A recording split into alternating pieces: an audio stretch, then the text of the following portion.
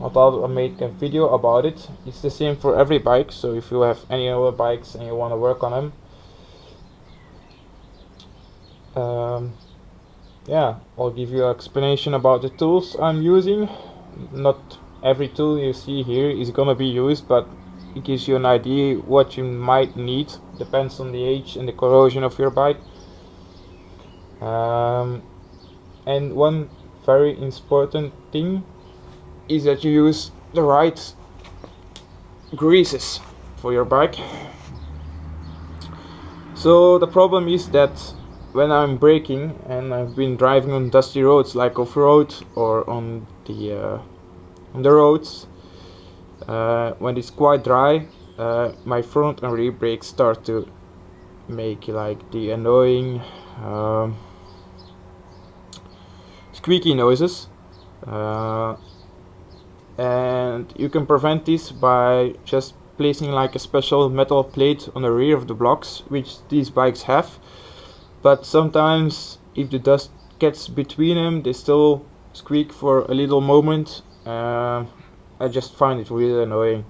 So I'll probably use some copper grease. Don't use anything else, because your brakes get really hot, and when they get really hot and you use any difference of grease middle, the grease middle will get running, and when the liquid of the grease gets between your brake disc and your brake pads, you don't have any brakes anymore. So as you can see, I hope you can still see this, it's suited for -30 to +1100 degrees Celsius. It's not cheap, but I have this tube for 10 years now, and I use it for everything from the cars to the bikes. I do my friends' bikes with it. It's about, you still have like 1/10 of them in it. Yeah, I don't really know the price anymore because it's so long ago. I don't even know if the brand still produces copper grease, but you really need to watch out for the temperature ranges. Let's say everything above 800 degrees Celsius should be fine, but you really need to see if the grease gets liquid or not. If this grease gets about 1000 degrees, for example, it won't run. It will stay in place. And it's actually, because it's copper grease, thermic, so it gets the heat from the brake pads to your claw better. That's how you say it. I'll probably cut this out of the video, but anyway. So yeah, that's the problems. These are the tools. I'll give you a quick overview of them. Important things of your brakes: they're clean. I have here two different types of brake cleaner. Actually, they're the same, but I use this one. It's a cheap one to clean the entire bike.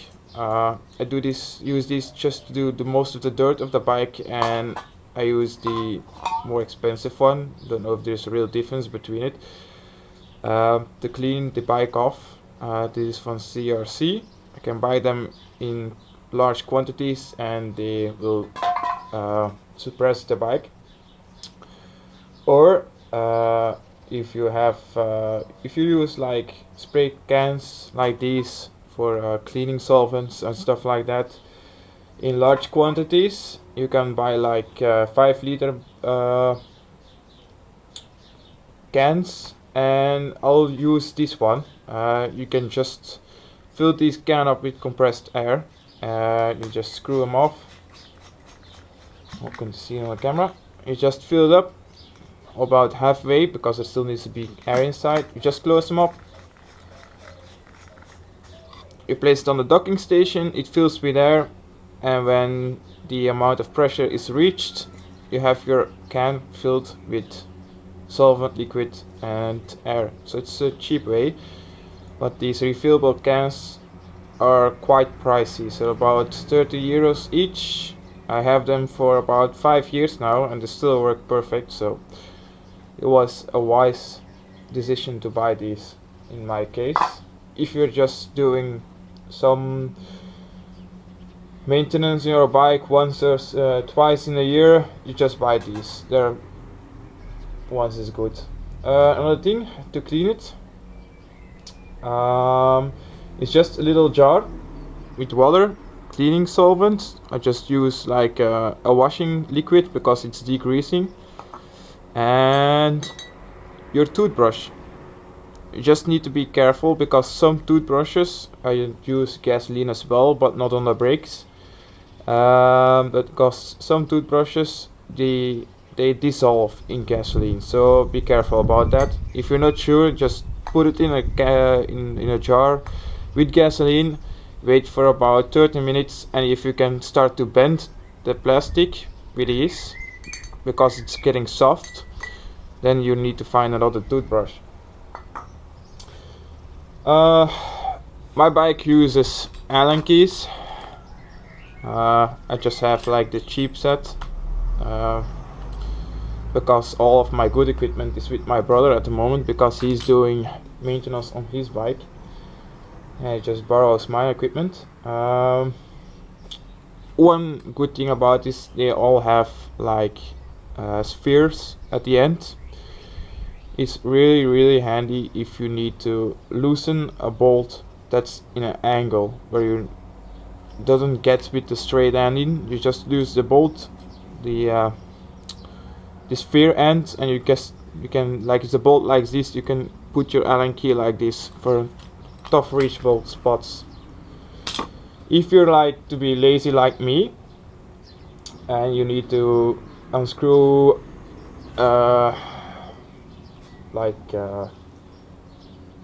just a regular nut that you use with your caps, like the star shape or the 6 shaped one, this is quite expensive, so I use it quite a lot, especially when you're working on cars and tight spaces. It's not always easy to use a ratchet like this one, because on some spaces you can't do anything more like this. It takes quite a lot of time and quite a lot of patience to tighten a bolt. I just use an air ratchet. Once again, if you're gonna work quite a lot of the bikes are most of the time quite easy accessible, and if you're working on different types of spaces, perhaps beneath the tank, it's not always easy to use a ratchet, and I'll just use the air one.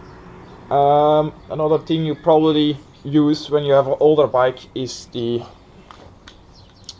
impact wrench.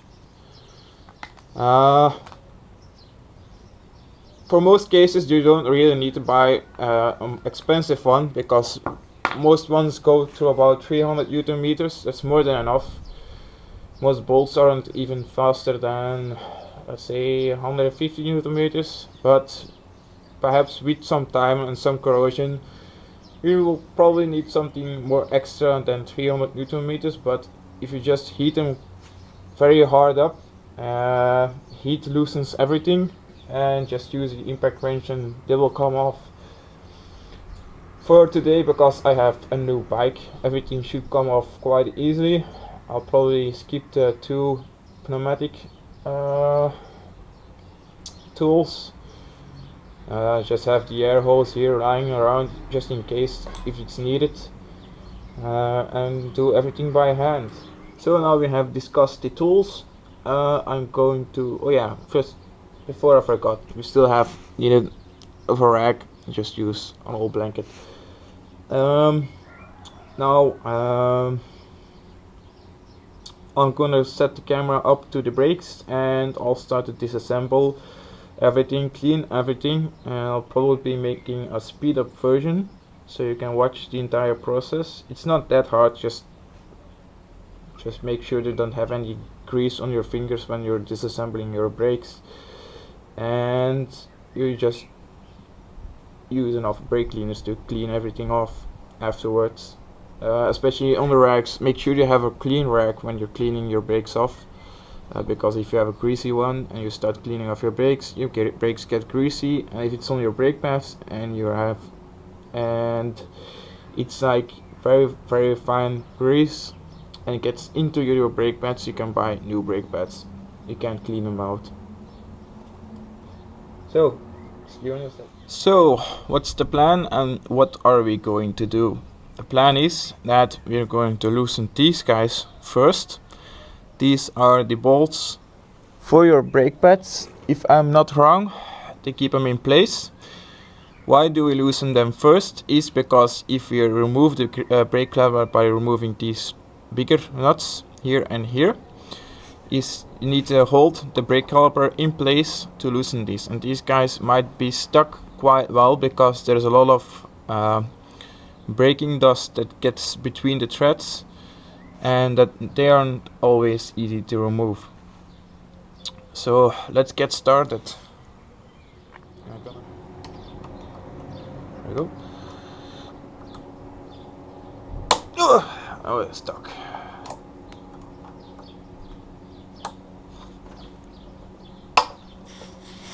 That's my finger. There we go. So they're loose. I hope the camera didn't move. There we go. Put this aside for a second. Let's have a look. Should be here. There we go.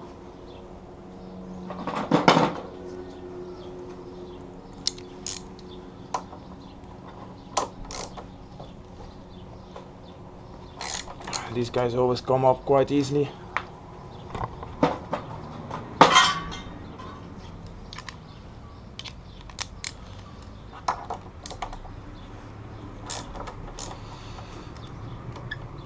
One thing I forgot to mention is that if you have like a torque wrench, use it. I don't really have one right with me, but I did this quite a lot of time. I did this, it's not my first time, let's say it like that. And I know how much, probably not the correct amount, but the amount you're probably gonna be needing. So I keep these bolts. One thing I always do is just put a little bit of copper grease on the ends of the threads when I'm placing everything back together, especially for the winter times. They tend to corrode quite fast, and it's aluminum, and if they corrode they don't come out really easy. So just a little bit of copper grease prevent them from corroding up. They won't come loose because it's grease between them, but yeah, it's always easy. So I'm gonna put these up besides, just pull it up. Careful you don't scratch anything. So you can see this is the brake caliper. It's a 4-piston one. You have your pistons themselves sticking out, a bit dirty right now. You can see the groove. This is the amount of wear. You can still use your brake pads. Just looking at them, I'm just making sure they're wearing evenly, because if one side's not wearing enough, this might be a problem, because if like these brake pads are wearing twice as fast as the other ones, there might be some air on the other side of the brake pad, but they seem to be wearing off evenly, so that's good news. You don't always know when there's air inside of your brake, unless you have like steel brake hoses. That eliminates the squishiness in your lever. So what I'm going to do is release the bolt. There you go. It's like a pen. Always put some copper grease on the pen as well, because as you can see, it starts scratching the pen because they have a lot of moving parts. So this one also, and it's very not coming out really easy. So I still hope you guys can see something because my hand's in the way.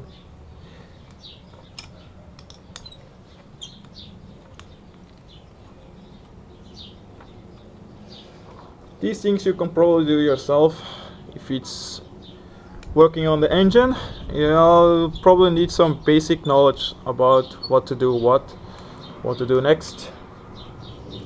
And this guy doesn't want to come out quite easy in the end of the threads, but there we go. Just one more pan removed. This is without the brake pads. At the rear you have like a little spring that keeps your brakes spring loaded, and these are the brake pads themselves. Let me grab one. So this is the metal plate I was talking about.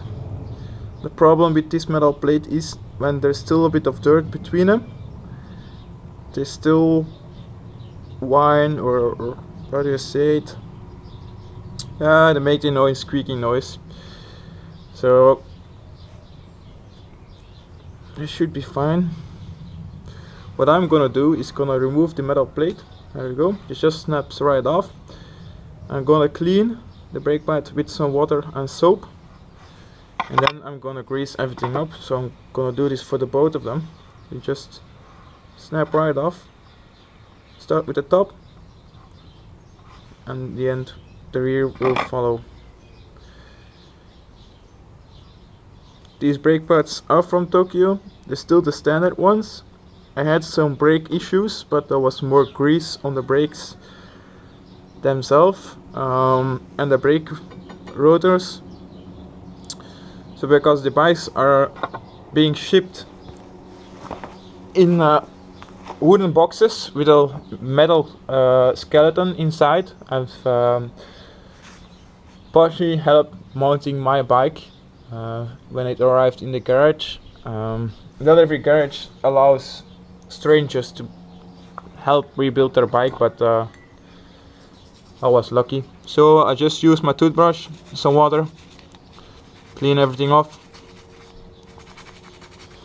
So I'll probably make some cuts in this video.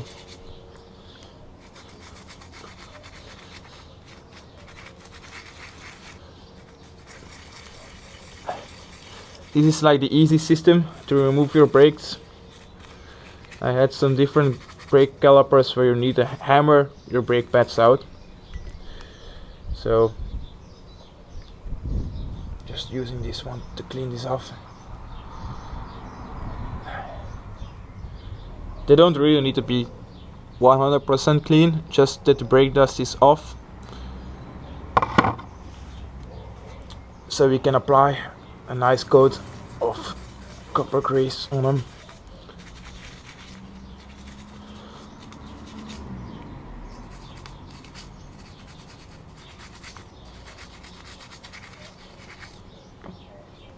There we go. They're both clean. If you have like an older bike or a bike that has been braking quite a lot, clean these guys as well. They might be looking dirty right now, but that's normal. Oh, I'm getting the camera wet. That's no good. Just clean it off with your toothbrush. Go around.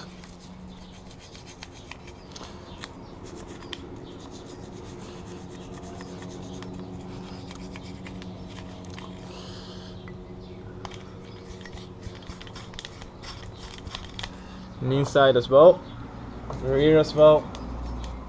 There you go, put the blade back in. There's water inside of it. And now, brake cleaner.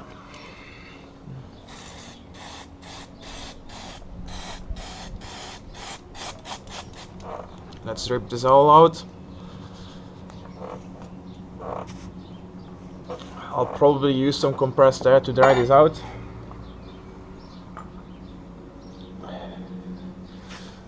Letting it dry for now, and we're gonna start off using the copper grease on the brake pads. So, copper grease, just gonna squeeze out. Oh, there we go. The brake paste I must warn you, if you put this on clothes, this will never get out of your clothes, so be careful. There we go, just a little tap, it's more than enough. Start to spread the entire block out.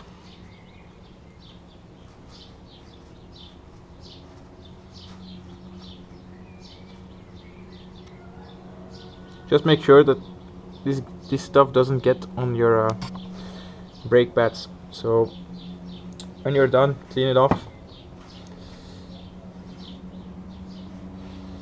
There we go.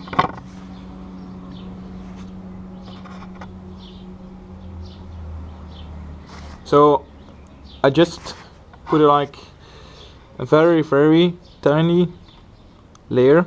It's actually quite thick, but it doesn't really need much. So what we're gonna do now is gonna do this. I'm gonna mount this one back up. There we go. So the rear of the blocks, you can see the impressions of the pistons. So I'm gonna put a little bit on these guys as well, just to prevent it from rusting up. I think it's stainless still, but still, it's not because it's stainless that it doesn't rust. I might have a better impression how much I'm using.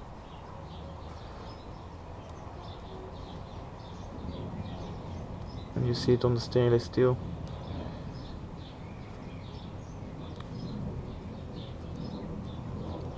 Just rubbing it open.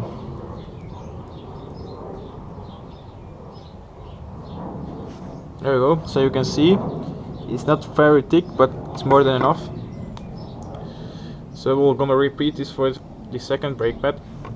Just wiping my fingers clean so I don't mess up the brake pad. This time I'm gonna use the brake pad themselves.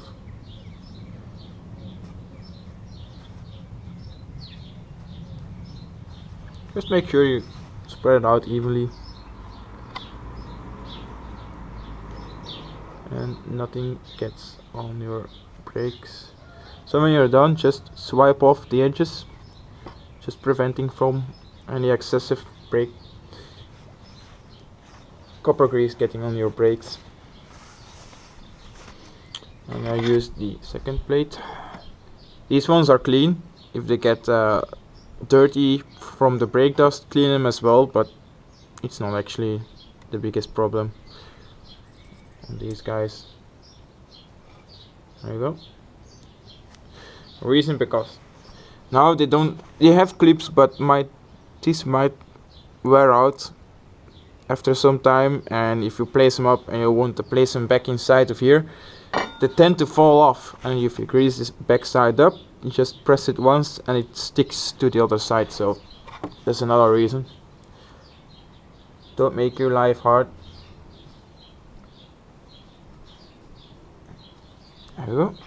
Let's swipe this all up.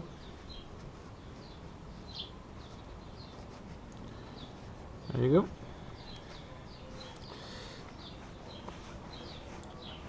There you go. Now once your fingers are clean, any excessive copper grease, just use the claw and just place them upside down, one in. There you go. And just flip the other one straight up, just making sure there's no copper grease on them, because this would end badly if it did. There we go. And I'll probably need to press them down. Yep. Okay. You just want to stay put for a second. So these guys, I'm gonna wash them up really quick because they were already getting stuck.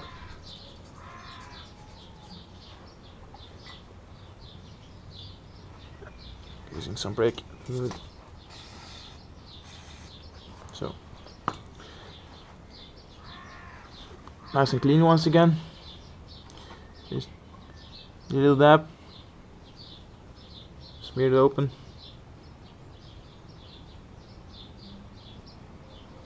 little bit more. So it doesn't really take much, just as long as I have like a little shiny copper thingy. Oh, that's not good. There we go. Just pressing down till the pen locks in. There we go. So that's one side. Just gonna clean this one up as well. Just spray down. Doesn't need much.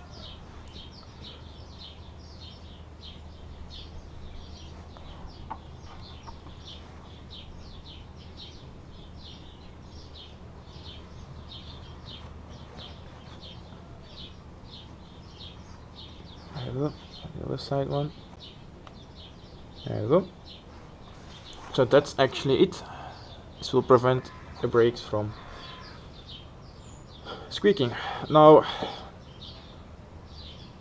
you could apply some copper grease on these threads right here, but I'll probably won't.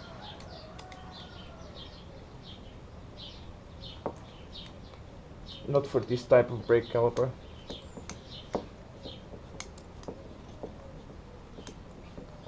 Because I still need to be able to remove them if I have to. Just finger tighten them right now. I will tighten them firmly when it's mounted back on the frame.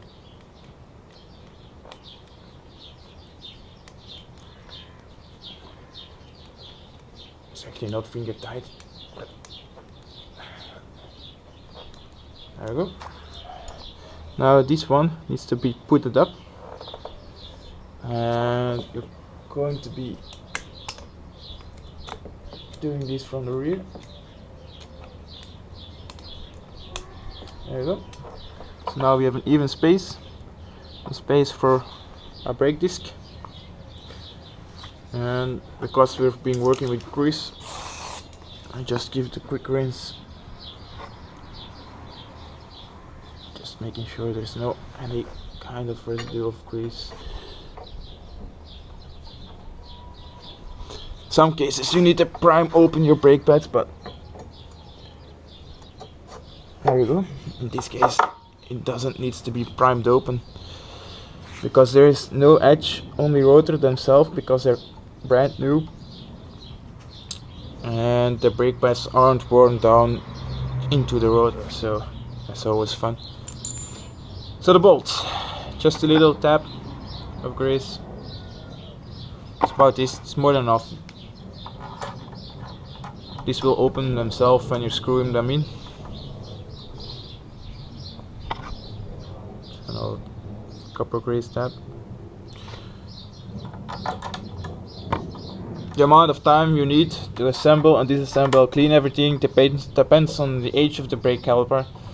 Mine is new, so it gets very quickly done. If you have like an older bike like my previous one, and these pens, one of them was stuck. I tried heating it, it didn't want to come out. I tried freezing it, it didn't want to come out. I tried lubricating everything. I disassembled the entire brake caliper. I don't think it's possible with this one, but on some cases you can take this half and the other half apart, and so I'm just gonna tighten them to the frame, and then it's about 60. You look in your manual how much torque they really need. It might be looking like I'm applying quite a lot of pressure, but it's not that hard. Just need to know how much, and afterwards you do this with your torque wrench. I'll probably be driving off my brother today just to verify that it's tight enough. Don't over tighten them, because if you're driving around for an entire year like me, and you need to replace your brake pads, and it did over tighten them, and due to the weather conditions, like when it's snowing or when it's freezing and they use salt, dust, brake dust, name it, everything will clog up and it just makes your life more difficult to loosen everything once again. So just refer to the manual. If it's not there, just go to your local dealer, ask the torque settings. They have a fully extended manual of these bikes and they'll probably know what torque settings they need. So that's for the front brakes. I'll probably be doing the rear right now in a separate video. But it's the same procedure for the other side as well. It's not that hard, just takes a little bit of patience and time and carefulness that you don't mess up your brakes. So thanks for watching and look for part 2, I guess. Bye.